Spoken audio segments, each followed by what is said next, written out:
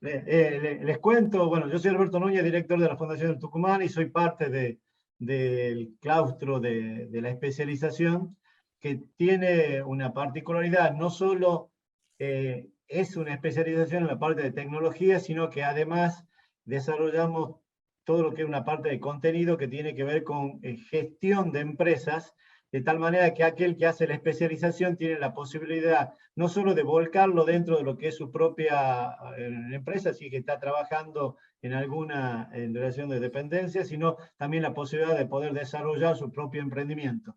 De ahí, con esta idea es que surge empezar a armar estos ciclos en los cuales me acompaña siempre Sergio, que es el director de la especialización, y un viejo amigo, viejo en todo el sentido de la palabra, sí, ya que hemos sido compañeros, dos somos ingenieros electrónicos egresados de la Facultad de Ciencias Exactas, hicimos el proyecto final de la carrera juntos, trabajando, el proyecto giraba alrededor del microprocesador 6800, ¿ah? Y trabajando en lenguaje Assembler, para que tengan una idea de por qué hablamos de que somos algo viejo, ¿ah? Pero venimos desde hace bastante encarando distintos tipos de proyectos junto con Sergio, y es un gusto poder compartir este tipo de actividades. Donde hoy en particular hemos convocado a Esteban, ¿ah?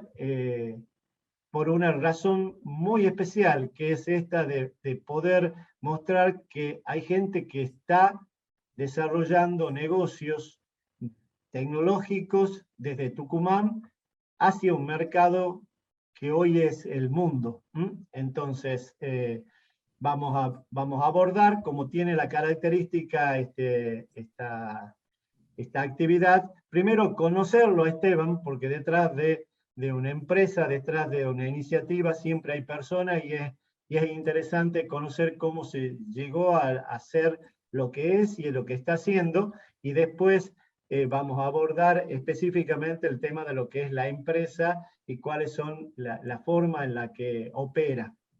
Así que le doy la bienvenida a Sergio y bienvenida a Esteban para comenzar. ¿Cómo Bueno, están? muchas gracias, Alberto. Gracias. Bien. Muchas gracias y bienvenido, Esteban, a este ciclo de Tech Talk. Un gusto Gracias, la verdad verte que docente ya hace unos cuantos años también. sí, sí, sí. ¿Ah? Agradecido la verdad de la convocatoria. Bueno, Ya saben los participantes que nos pueden hacer llegar sus preguntas a través de la opción preguntas y respuestas que tienen ustedes en el menú. Esa es la mejor forma en la que la podemos administrar, pero si no lo saben manejar o lo prefieren el chat, nos pueden mandar por chat. Igualmente nosotros ya tenemos todas las preguntas que ustedes han mandado cuando se han inscrito, y después las vamos a ir en la medida de lo posible y en función de cómo se va dando la charla con Esteban, incorporándolas. Así que bueno, comenzamos, Esteban. Contanos un poco quién sos, como sería la pregunta. Haceme cuenta que estamos tomando un café y recién nos encontramos por primera vez. Bien.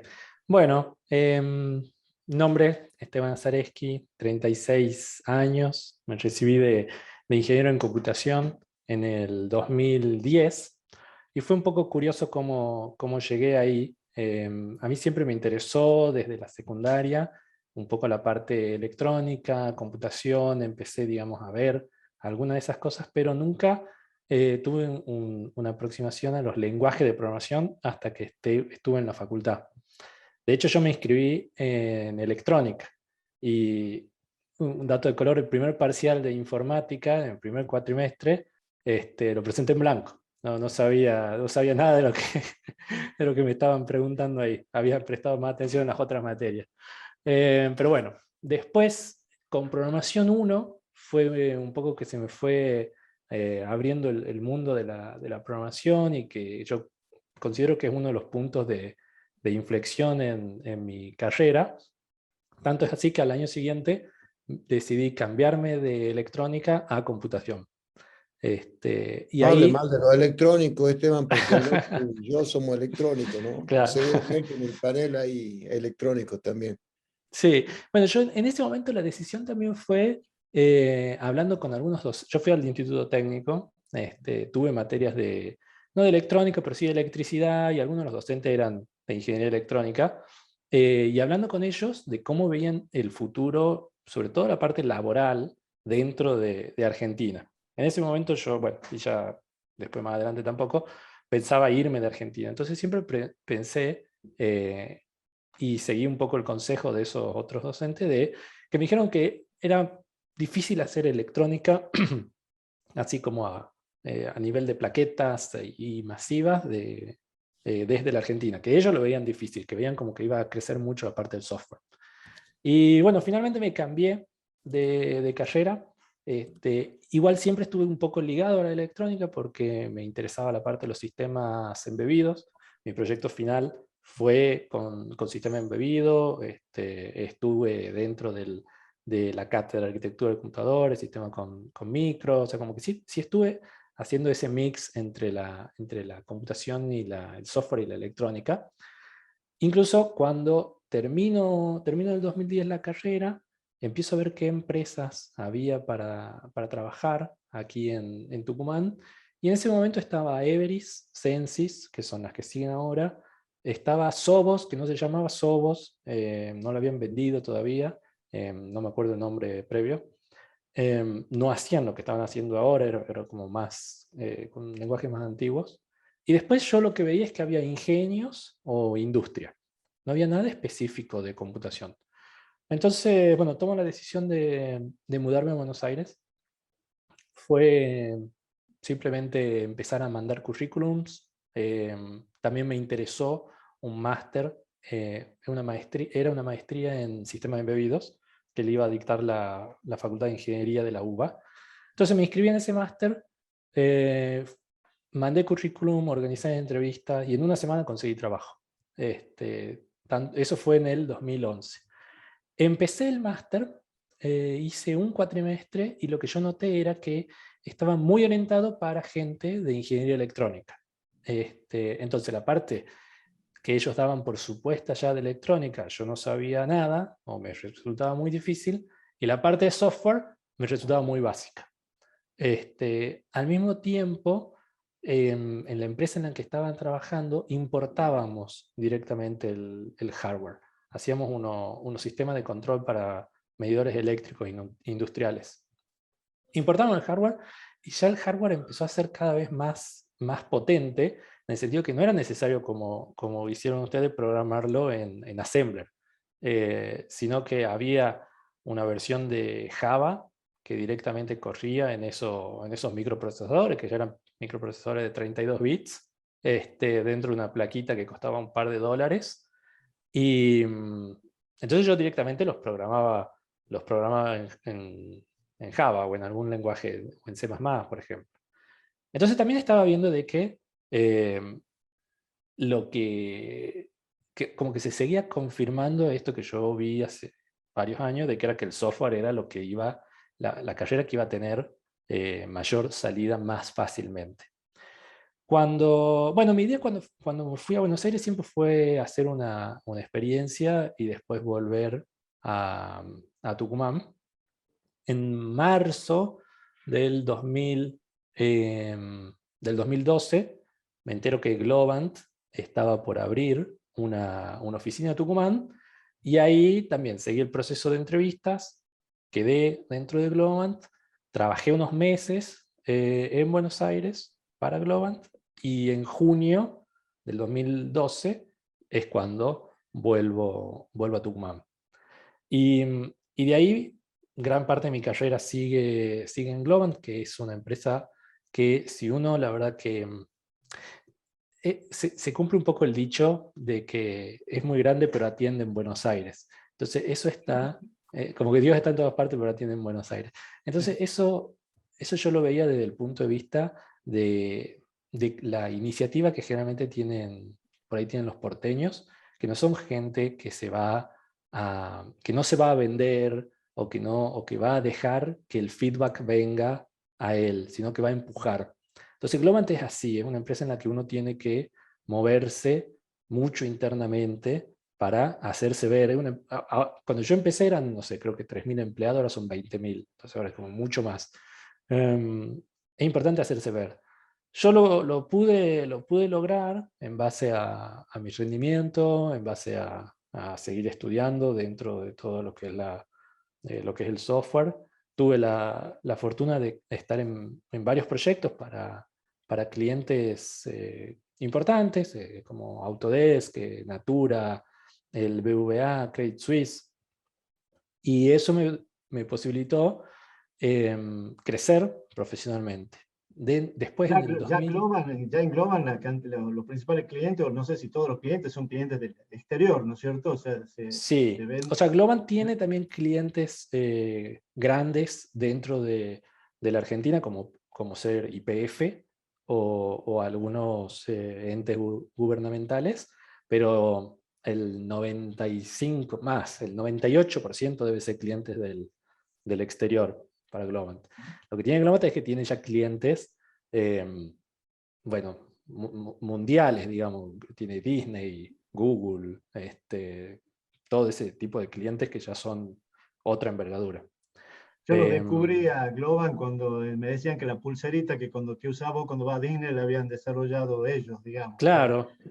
Sí, era, sí, pero, Globant hizo la verdad que proyectos muy interesantes. Hizo también proyectos para el servicio público de transporte del Reino Unido. O sea, hizo cosas la verdad que muy interesantes. o sea que ya en Globan ya empezaste a aprender el tema de lo que era trabajar acá y en realidad para gente de afuera. Claro, o sea, uno desde Globant tiene esa posibilidad. Te tiene que tocar un buen proyecto. A veces tiene que ser un poco... No todos los proyectos dentro de Globant son buenos, digamos, eso pasa. Pero si te toca el proyecto, ya tenés la posibilidad de empezar a ver cómo se hace software con calidad mundial. Digamos, que yo a veces, digamos, es difícil entenderlo cuando uno no estuvo viendo un poco los dos mundos, pero no es lo mismo el software. Pero no ofender a nadie. Pero los estándares de software o las prácticas que uno puede obtener en una empresa como Censys, que está muy metida en su producto cerrado dentro de Tucumán y que lamentablemente no tiene un liderazgo que la vaya llevando hacia las prácticas modernas, frente a una empresa de clase mundial como es Globant. Entonces yo tuve la oportunidad de ir aprendiendo todas esas buenas prácticas. Y después en el 2018, un colega mío, Gerardo, que él tuvo una carrera distinta a la mía, porque él siempre estuvo trabajando directamente como freelancer para el exterior. Y nos conocemos porque la esposa es amiga mía, trabajaba junto conmigo en Globant. Me dice, mira, tengo un cliente que quiere un equipo grande en Java. Yo sé que vos sos bueno en Java. ¿Qué te parece si empezamos una empresa juntos? Y así es como empieza Entropy en el 2018. Gerardo, Valentín, que es el otro socio, y yo comenzamos para un cliente que se llama Workstripe. Eso empezó en marzo del 2018 y bueno, a lo largo de esto ya más de 3 años fuimos creciendo en clientes y en cantidad de desarrolladores de nuestra, ya propios. Cuando vos mirás para atrás, Esteban, y decís, che, ¿cuáles son las cosas que hice que realmente volvería a repetir para poder llegar a donde estás ahora? ¿Cuál se te ocurren que serían? Yo creo que o sea, me parece que una es haber estudiado ingeniería en computación. Eso como les comentaba, yo en una semana pude conseguir trabajo en Buenos Aires. Por ahí y en otras carreras que no están en el área de la tecnología es como muy difícil. Entonces yo la verdad que estoy muy seguro de haber tomado la decisión correcta con la carrera, porque además es una carrera de que por ahí si no te gusta el software, podés hacer otras cosas completamente distintas. Podés irte por la parte de lo que actualmente es DevOps, que es lo que vendría a ser el viejo administrador de sistemas. Eso la carrera te puede ayudar un montón, o todo lo que es la parte de sistema embebido, que finalmente yo me alejé, pero y después fueron 2 buenas decisiones dentro de mi carrera profesional. Perdón, ¿cuál fue la segunda que a mí se me cortó? Estar en Globant. Haber Bien. hecho, yo estuve 5 años en Globant. Eso, la Mm, verdad que lo pude aprovechar. Pude aprovechar ese tiempo ahí. bien. Eh, una de las cosas que después vamos a retomar, porque lo hemos sacado varias veces cuando charlábamos antes, vos manejás fluidamente el inglés. ¿Cómo lo Sí, aprendiste? sí. ¿Cómo lo hiciste? ¿Mm? Em, fue una relación de amor y odio el inglés conmigo. Yo, como le comentaba al principio, fui al Instituto Técnico, entonces yo no tengo ni siquiera buena gramática en el español. Entonces, todo lo que es, digamos, las distintas conjugaciones de verbo, toda esa parte a mí en español me cuesta un montón. Entonces, en las clases de inglés, cuando yo fui, digamos, hice 1 año, 2 años, eh, ¿a cuál iba? A Rush, creo, acá en Tucumán. Sí. Y me costó un montón, porque cuando agarraba decía, bueno, esto en inglés es como el pretérito perfecto. Yo ni sabía cómo conjugarlo en castellano, el pretérito perfecto. Entonces, la gran cuestión con el inglés es usarlo.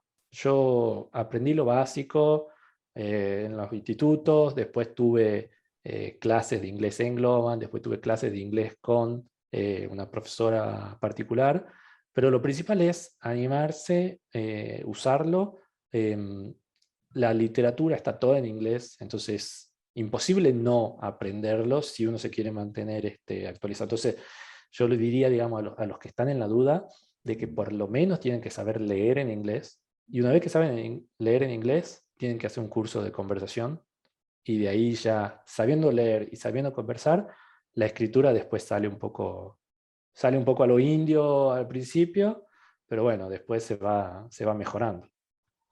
Esteban, no sabe que respecto a su formación, y ya que he hecho un poco de hincapié en ella, hay una pregunta acá de Marcos, que pregunta él, no sé si será programador o ya estará queriéndose iniciar, dice, ¿con qué tipo de formación académica cree que hay que arrancar para ingresar al mundo del desarrollo del software? Bien, yo creo que para que la barrera de entrada para ingresar en estos momentos no es muy alta. O sea, uno podría terminar el secundario, hacer un curso de 1 año, 2 años, y eso le va a dar la posibilidad de insertarse en el mercado. Probablemente una persona, digamos, con 1 año o 2 no consiga trabajar para el exterior de forma independiente directamente, o sea, tenga que ir a una empresa como puede ser Globant o como puede ser, no sé, Mercado Libre cuando toman juniors o cosas así. Eso como para empezar. Y si tiene el tiempo como para invertir en una carrera como de grado, estaría bueno, digamos, porque eso te da muchas herramientas después a futuro, como para Claro, el plantear soluciones más criterio, por grandes. ejemplo. Se agudiza mucho el criterio de una Sí. persona, ¿no? Está bien. Bueno, Le cuenta todo por qué salió el tema del inglés, porque una de las cosas que charlábamos con Esteban es que cuando decía, che, ¿qué se necesita? Lo primero que decía, che, hay que saber hablar en inglés. Si uno quiere venderle al mundo, ¿no? Tiene que saber poder comunicarse. Y Sí, la forma en que te comunicas hacia afuera es en inglés, digamos. O sea, esa es la cuestión. sí, Incluso son después vamos a ver que cosas, sí, son sí, cosas que Esteban. yo por ahí ya las doy como por supuestas cuando voy a buscar o que no, o sea, no las debería, digamos, pero es como que es obvio que tiene que saber hablar en inglés, digamos.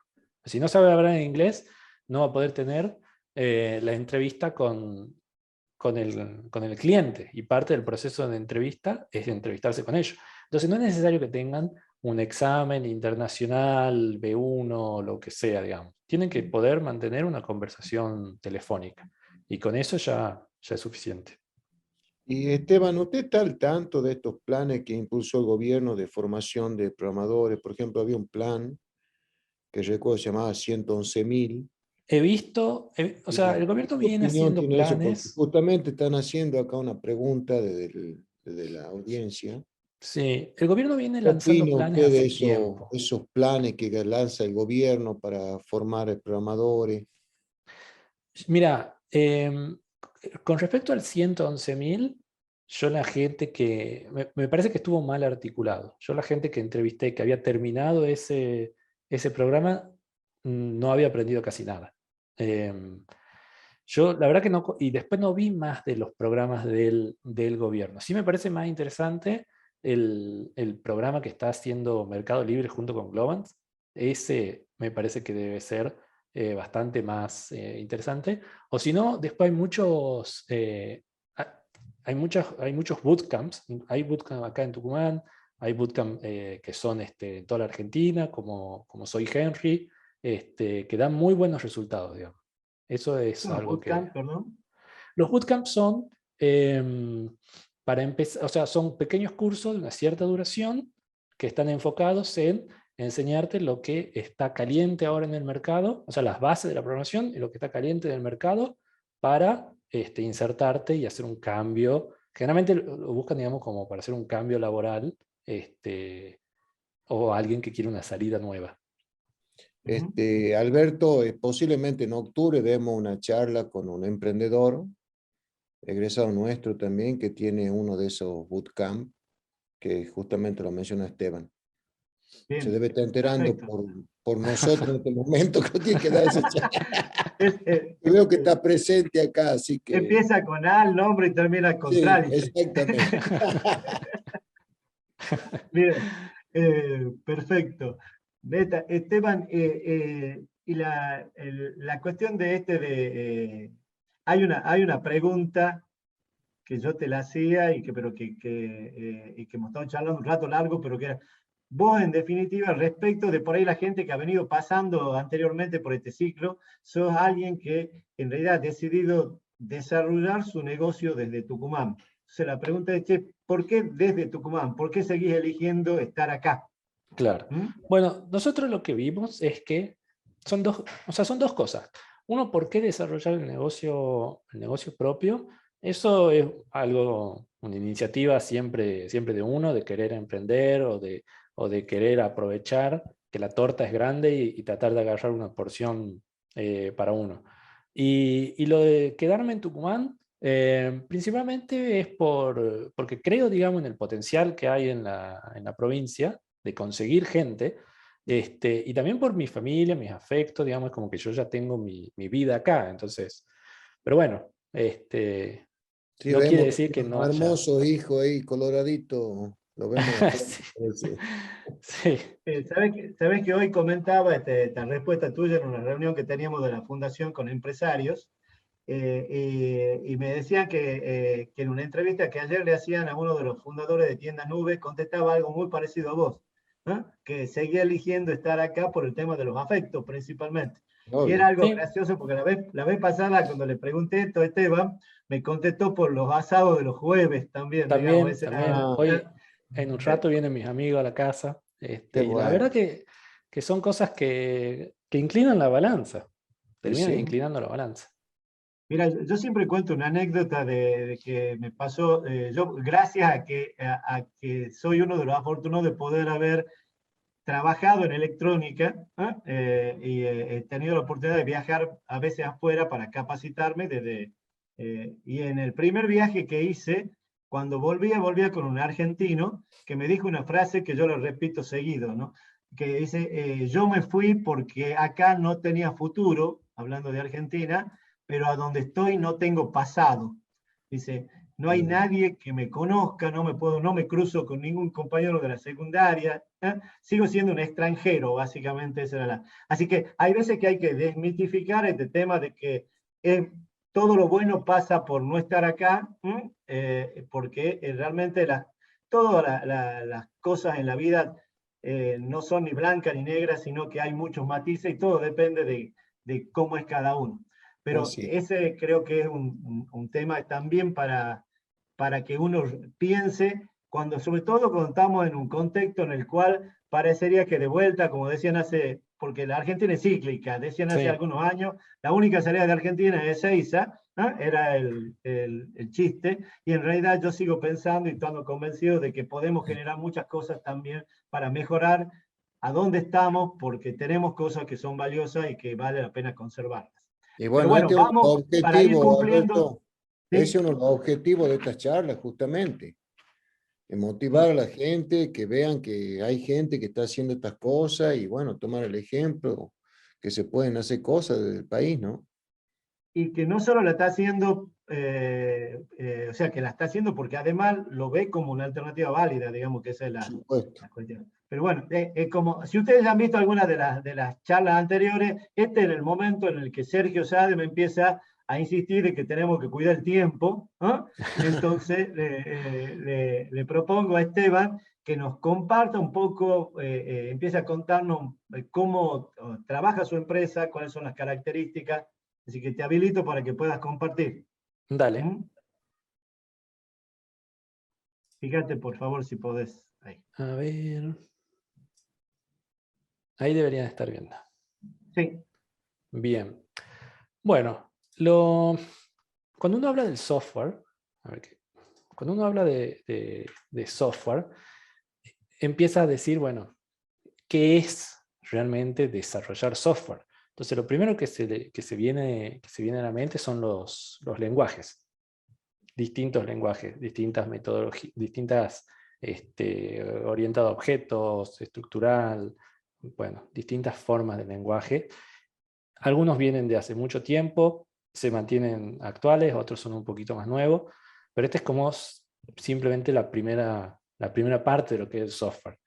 Porque arriba de todos los distintos lenguajes de programación, en este momento siempre tenemos frameworks. Ya no se trata de volver a hacer desde cero las cosas. Para los que no están del todo seguros de lo que es un framework es como esas librerías internas que uno desarrolla para no repetir código.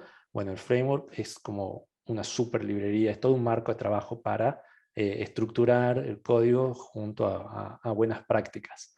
Ahora, ese código también uno tiene que agarrar y ponerlo que corra en algún lugar, en algún servidor. Hay distintas formas también de hacer eso. Y cada uno de estas palabras que yo estoy poniendo acá en esta diapositiva, pueden ser horas y horas y horas de estudio. Uno puede tener un ingeniero especialista en AWS que lo pone al frente de un servidor que está en Google Cloud y le va a costar mucho. Se va a poder adaptar, pero le va a costar mucho. Lo mismo cambiar de lenguaje. Por ahí cambiar de Java a C# no es tan complicado, pero si uno quiere cambiar de C# a Clojure, le va a costar un montón, va a tener que dedicarle mucho tiempo. Entonces, cada una de estas cosas uno puede ir volviéndose experto en su área. Después está cómo uno administra ese software, cómo lo distribuye, porque los equipos actualmente de software no son de una persona, pueden ser de cientos, pueden ser de miles, puede ser código abierto, donde viene una persona y te contribuye sin que esté directamente relacionada a vos de ninguna otra forma. Por ahí acá sí se da uno de los estándares más grandes dentro del software, que es que se usa Git como versionador de código, frente a los antiguos SVN o en su momento el contemporáneo Mercurial. Usar Git con GitHub o con Bitbucket es la forma más común, y sería raro encontrar a alguien que ya no lo haga. Y después algunas herramientas como Jira, Trello, son muy usadas en la industria, metodologías como Agile. Y todo esto lo tienen que estar haciendo las personas. Y las personas pueden tener distinto rol, distinto background. Entonces uno puede tener, ahí empieza cuando uno empieza a escuchar, busca un desarrollador full stack, un QA manual, un PM, front-end, como que empieza a haber cada vez más palabras y más palabras. Y se vuelve todo un mundo de palabras técnicas que es muy difícil y puede ser muy abrumador. Puede haber más posiciones, cada vez se crea más, por el mismo hecho de que empresas como AWS tienen que seguir vendiendo y entonces generan nuevos productos porque la misma tecnología lo va permitiendo, porque hay más poder de cómputo, entonces puede haber más facilidad para procesar los datos, entonces generan algo nuevo sobre eso y empieza a haber data science, empieza a haber big data, cosa que hace 15 años, 10 años no se escuchaba, y muy seguramente en 10 años, 15 años, se van a escuchar cosas completamente distintas o más nuevas. Todo lo que es inteligencia artificial, machine learning, bueno, muchas cosas van cambiando. Entonces realmente el software puede ser bastante abrumador. Y esto es solo una pequeña parte, digamos. Yo podría seguir agregando distintas tecnologías y dejar la diapositiva completamente negra. Pero bueno, una vez que, al ser tan abrumador el software, si ahora pensamos desde el lado del interesado del producto, del cliente de Entropy, en que él quiere desarrollar, quiere plasmar algo, ¿cómo lo hace? Generalmente, las empresas acuden a una empresa desarrolladora de software. Y hay distintas formas en las que se puede plantear la forma en la que se va a trabajar. Distintos tipos de contratos, que depende un poco de los requerimientos de cada uno. Entonces, yo voy a hablar de 3 contratos que son los más comunes. Fixed price o precio fijo, que eso es cuando el cliente conoce exactamente qué es lo que tiene que hacer. Entonces viene Nike, por ejemplo, y me dice, che, Esteban, quiero que hagas una aplicación para que las zapatillas brillen. Y yo quiero que haga esto y aquello y lo demás allá. Bueno, perfecto. Se hace un presupuesto, está todo cerrado, se arma, se pone un tiempo de entrega pactado y es la empresa, en este caso Entropy, la que corre mucho riesgo porque tiene que realizar una muy buena estimación al principio y tiene que lograr armar un equipo que pueda cumplir con esa estimación. Para estos casos, digamos. Un caso, digamos, un poco más abierto se llama Time and Materials, que eso es cuando un cliente tiene una idea de qué es lo que quiere hacer, sabe más o menos cuánto puede gastar por mes, pero no tiene todos los requerimientos fijos. Y entonces acá se hace como un mix. Se dice, en este caso Entropy diría, bueno, yo te voy a poner 4 desarrolladores, tengamos reuniones todas las semanas para ir mostrándote el avance e ir definiendo los nuevos requerimientos. Entonces las cosas acá se van como avanzando en el tiempo y en los entregables.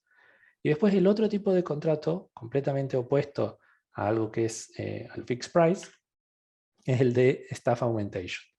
En el staff augmentation es una empresa que tiene un equipo propio, que es experta también en el producto que quiere desarrollar y principalmente quiere abaratar sus costos y poder seguir produciendo a mayor velocidad.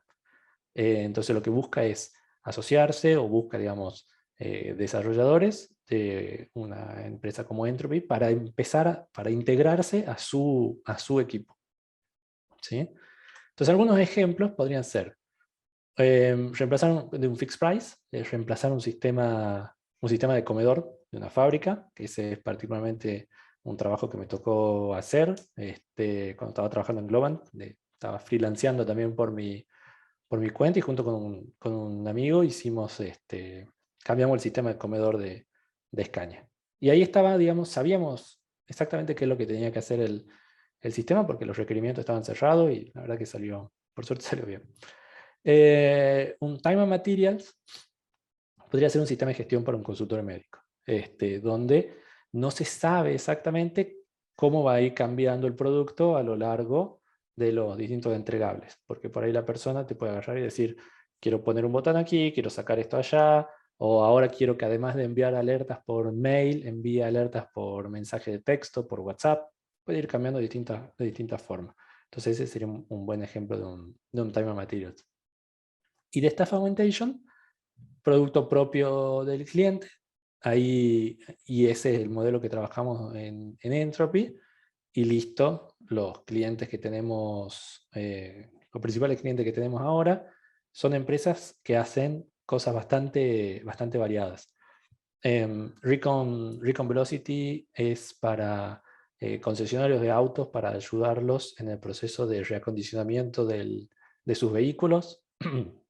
Workstride es una empresa que hace reconocimiento empresarial, tanto, o sea, dentro de las empresas, o es un canal indirecto de venta, o sea, para dar incentivos a vendedores de la empresa. Safi Analytics es hace IoT, está orientado a la industria eléctrica, pone medidores de consumo, reciben los datos y muestran esas métricas. Y Karoo es una empresa que fue muy beneficiada en realidad durante la pandemia, y ahora se expandió mucho y manda cajas con comida saludable a los empleados de las empresas. Ellos antes llevaban una caja con snacks a las empresas y de ahí los empleados directamente iban y comían de ahí. Como todo el mundo pasó a trabajar desde la casa, ese modelo no sirvió más y se expandieron a enviarle una cajita, un box a cada uno de los empleados. En este caso, todas las empresas ya tenían su producto y lo que necesitaban es lo que les decía, acelerar sus tiempos de desarrollo. Este es el modelo que Esteban, trabajamos. actualmente todas las empresas que ustedes tienen como clientes están en el exterior. Sí, están todas en Estados Unidos puntualmente. Y eso es una pregunta que me hacen. ¿Cómo han adquirido, digamos, esos clientes? ¿Cómo ha sido el proceso? ¿Ha sido...? Nosotros tenemos dos formas para captar un nuevo cliente. O sea, el primer cliente fue puramente por networking. Gerardo, en su momento, conoció a alguien que terminó trabajando en la junta de inversores de una de las empresas, y esa empresa, cuando necesitó hacer el outsourcing, lo llamó a él. Y después se va dando, el networking para nosotros es lo más importante, digamos, porque se va dando que el CTO de esa empresa se fue y nos volvió a llamar, un desarrollador de esa otra empresa se fue y nos llamó. Esa es, digamos, como la forma, a partir de uno, que se vaya ramificando. Y después la otra forma es mediante campañas, que ya sea campañas por mail, campañas por LinkedIn, empezar, digamos, a tratar de tirar esos prospectos, tratar de generar un nombre propio, que realmente es la más difícil. El mercado de Estados Unidos es muy difícil entrar por campaña. Sí conozco gente que tuvo éxito, tengo un amigo que tuvo éxito de esa forma en España, y nosotros tuvimos chance de conseguir clientes de Chile y de Colombia, así prospectando, pero finalmente decidimos declinar esas oportunidades para enfocarnos en el mercado de Estados Unidos. No sé si eso contesta un poco la pregunta. Sí. Y una cuestión que le dejo como concepto, que lo aprendí no hace mucho, que el networking tiene también una metodología, digamos, o sea, no hay, uno puede llegar a conseguir generar relaciones con otros de manera casual, digamos, a partir, pero existen métodos para poder desarrollar el tema del networking. Así que eso es un tema de que como para también le hacemos una separación, digamos, che, hay que trabajarlo, ¿no? Básicamente. Sí, sí. Bien. Bien, ahora, el tamaño, digamos, de Entropy también se tiene que condecir con el tamaño de las empresas con las que queremos trabajar. Nosotros buscamos generalmente startups que estén en la mitad, digamos, en la etapa de growth. La etapa de growth en una startup es cuando ya está generando un flujo de caja propio, cuando ya deja de depender exclusivamente de la financiación externa, y lo que busca es crecer de manera sostenible. Una de las formas que tienen las empresas de crecer de manera sostenible es mediante el outsourcing. Ahora, eso tiene algunos pros y algunos contras. Como pros, lo que podemos ver es de lo que ofrece Entropy frente a una empresa que está buscando este servicio, es que nosotros nos hacemos cargo de todo lo que es el proceso de búsqueda y de reclutamiento. Tenemos gente en la empresa o sea, que para mí es la mejor recruiter de la Argentina, que conoce todo el mercado, que sabe cómo entrarle a los developers, sabemos cómo buscarlo a la gente, dónde, en cuál empresa. Entonces es todo un know-how del mercado argentino y tucumano sobre todo, muy importante. Al cliente también le reducís un montón de problemas legales porque la empresa no quiere saber cómo son los vaivenes de la política monetaria argentina. Ellos quieren pagarle a sus desarrolladores. Entonces, bueno, de todos esos problemas nos encargamos nosotros, tenemos precios más razonables. Y lo que ellos obtienen es más desarrolladores que se unen a su familia. O sea, eso también es algo que yo fui aprendiendo sobre todo dentro del último proyecto en Globant, dentro de lo que fue Credit Suisse, que no hay que hacer diferencia, o que generalmente los clientes en Estados Unidos no hacen diferencia entre un contractor y un empleado full time. Uno tiene un mail, @BVA o @Credit Suisse, está dentro del chat. Por ahí no va a asistir a la reunión en donde hablan de los beneficios que tuvo la empresa. Pero a todos los fines uno pasa a ser una persona más de ese cliente, siendo también empleado de Entropy con los beneficios que tiene, Y que damos nosotros. Esteban, una pregunta que me hacen acá de la audiencia dice si se ha tomado conciencia de los sueldos para desarrolladores dentro de Latinoamérica versus los mismos sueldos que hay en los países desarrollados. O sea, hay una brecha. Eso sí, claramente hay una brecha, y eso uno lo puede pensar desde dos puntos de vista.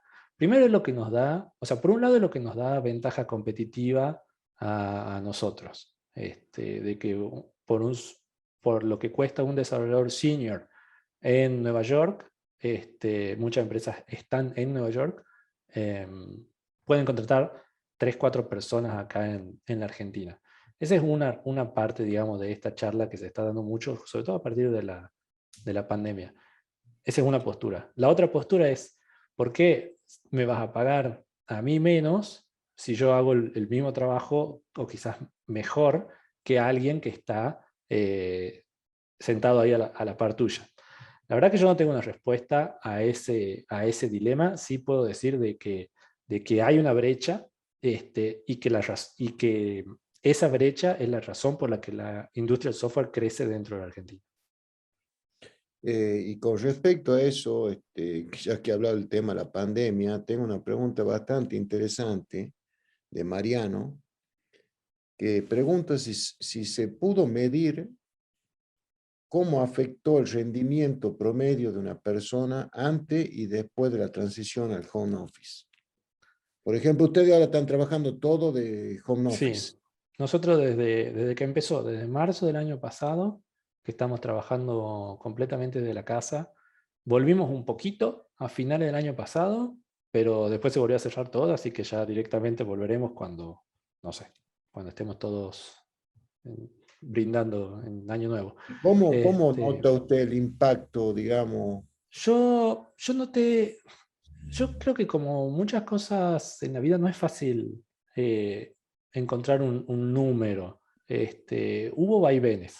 Yo noté el equipo por ahí al principio, además sobre todo por el contexto de la pandemia, digamos, por ahí un poco, por un lado agradecido de poder seguir trabajando. Nosotros en ningún momento hemos tenido comprometido nuestro trabajo, tanto del lado, digamos, de los clientes como de la posibilidad de realizarlo. Entonces eso la verdad que fue algo bueno, y ahí como que se notó un primer incremento en la productividad, digamos. Todos estaban contentos, todos estaban como con ganas de seguir produciendo.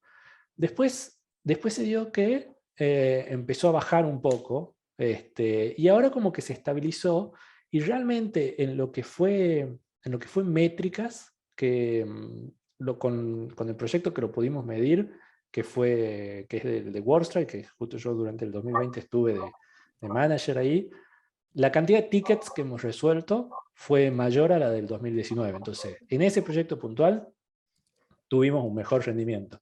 Pero en general es difícil. Para mí es difícil saber y en lo personal creo que en el futuro vamos a tener que tener un mix. No podés volver a un esquema de ir a la oficina todos los días, porque está visto que los chicos pueden rendir desde su casa perfectamente, pero tampoco está bueno no ir nunca a la oficina, digamos. Es como que vamos a tratar de volver a un esquema flexible. Incluso grandes empresas como Facebook o Google están tratando de tratar de encontrar ese punto medio. Quiero hacer un comentario sobre esto nada más y recomendarles que vean la charla que tuvimos con Martín Stier, que es el director global de recursos humanos de HP, que está en el canal de la Fundación, donde respecto de esta pregunta que hacían, Martín lo que respondía era, hemos observado que en realidad el rendimiento ha bajado, pero como plantea Esteban, no vemos posibilidades de volver a un esquema que sea como era antes, digamos. O sea, ese es uno de los aspectos, pero realmente la forma en que Martín lo abordó y contó cómo lo están viendo a este tema del home office y de la vuelta del home office a la oficina, es muy interesante esta charla que les recomiendo en el canal de la Fundación. También hay otra Y en particular, particularidad con perdón, eso. Esteban, respecto Sí. del tema de la cuestión de esto que hablaban antes, del tema salarial, no hay lugar a duda, es decir, si precisamente la brecha que hay, como vos decías, es lo que nos genera esa ventaja competitiva, es lo que ha permitido en India el desarrollo de todo lo que ha sido el tema de la industria Sí, del software y de las empresas relacionadas, digamos, o sea que no China. hay que verlo como algo negativo, sino como una cuestión de una posibilidad. ¿Mm? Claro, incluso eso de los salarios también es algo o sea, que comparándolo con Argentina es como que nos da esa ventaja. Pero también se está empezando a hablar en los mismos Estados Unidos de que, ¿por qué si yo estaba trabajando en Nueva York y durante este año y medio me fui a Texas, que es mucho más barato, ¿por qué me va a bajar el sueldo? Entonces, esa es una charla interesante también que se está dando allá, por lo que Texas es mucho más barato que Nueva York, pero bueno, qué sé yo. En realidad, la respuesta final es un mercado donde fuertemente el tema de la oferta y de la demanda termina definiendo, ¿no? O Sí, sea, es la cuestión. Y este es un mercado donde la demanda es mucho mayor que la oferta.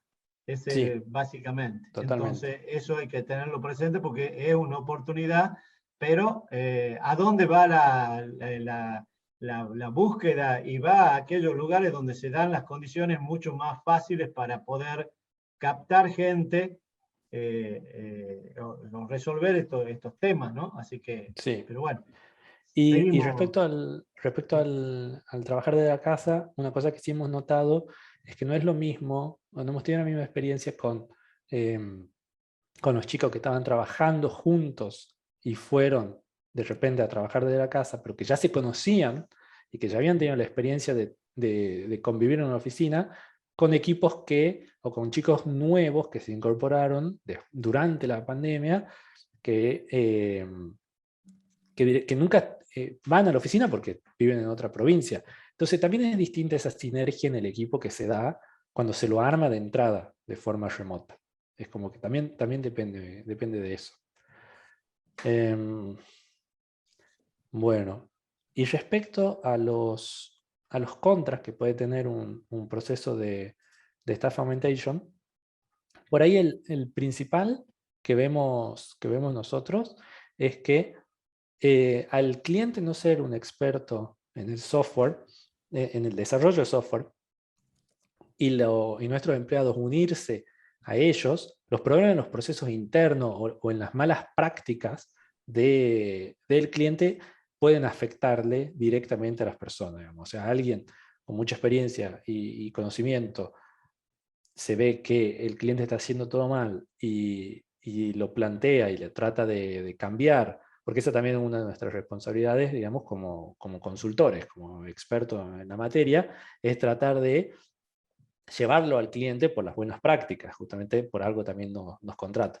Pero bueno, hay veces que no se da, que no se puede, y si la persona muchas veces se termina frustrando y se va de la empresa, se va a otro lado. Esa también es otra de las grandes de las grandes áreas de la programación es que, como vos decías, Alberto, hay mucha demanda, entonces también hay rotación dentro de las empresas. Generalmente la gente está entre 1 y 3 años y ya se cambia de trabajo. Bueno, y después, bueno, por último, ¿qué da Entropy como para tratar de diferenciarnos del mercado o tratar de satisfacer tanto a nuestros clientes como a nuestros empleados?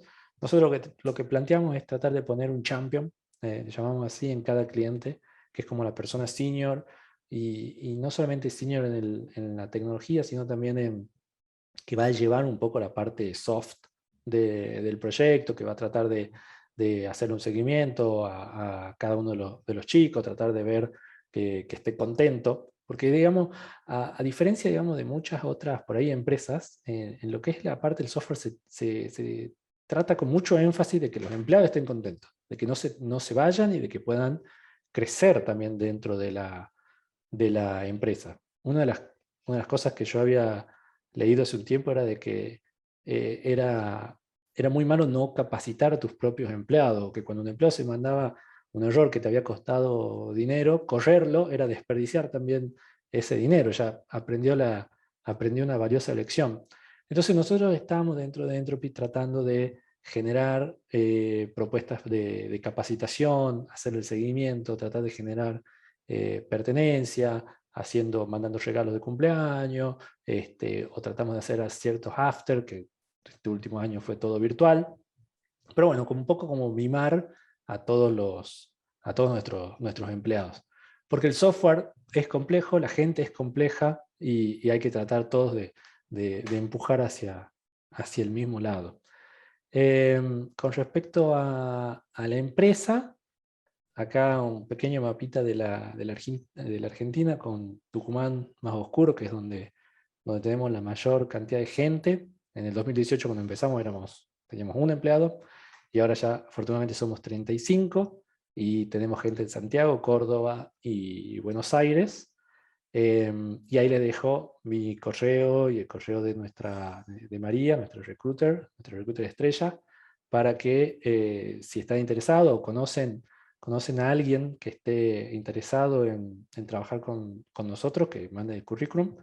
Sí me olvidé de agregar cuáles son nuestras posiciones abiertas, pero principalmente son con las tecnologías que se están usando actualmente. O sea, React, Java, C Sharp, SQL, inglés, son digamos como las grandes, Node.js, como las grandes tecnologías que tenemos abiertas ahora. Así que si alguno de los que está escuchando conoce o le interesa o sabe de algún amigo, le agradecería que nos haga llegar. Esteban, acá hay una ese pregunta, ya medio para ir cerrando la charla, que me la hicieron. ¿Por qué dice la industria está buscando principalmente gente senior y no junior? Bueno, eso se Creo que da, también a ustedes les pasa lo mismo, ¿no? ¿O no? sí, sí, eso se da principalmente porque cuando un cliente busca generar un proceso de staff augmentation, no quiere capacitar a la persona, quiere que empiece y sea productiva. Entonces, en este tipo de trabajo se da mucho eso, que se busca gente con un nivel medio, con mucho empuje para arriba, o ya alguien senior, que lo podés tirar a los leones y va a salir adelante. Empresas por ahí más grandes tienen la estructura perdón, para capacitar a esos juniors. Está claro. Ustedes no tienen un plan de capacitación, digamos, de unos cuantos meses para convertir a un junior en un No, semi-senior, en un senior, digamos. No está nosotros, o sea, en su idea de... de semi-senior en adelante, dependiendo del cliente. Pero Ah, junior es muy difícil que tomemos a alguien junior. perfecto. Porque es una de las preguntas que han hecho de la audiencia. Y como para completar, además de esto que acaba de decir, ¿qué otras cosas valoran ustedes en el momento de seleccionar a la persona? Sí. Bueno, como decíamos al principio, el inglés es como fundamental. Y después es importante la comunicación. se da mucho que las personas, digamos, carecen de ciertas habilidades sociales. Esto se da mucho en esta área. Entonces, cuando encontramos a alguien que se comunica bien, que puede levantar la mano cuando está trabado, que da su opinión, que se maneja bien en ese área, también nos resulta bastante interesante. Bien. Perfecto. Bueno, no Bueno, sé, Alberto, no sé, Esteban, si quiere agregar algo, o vos, Alberto.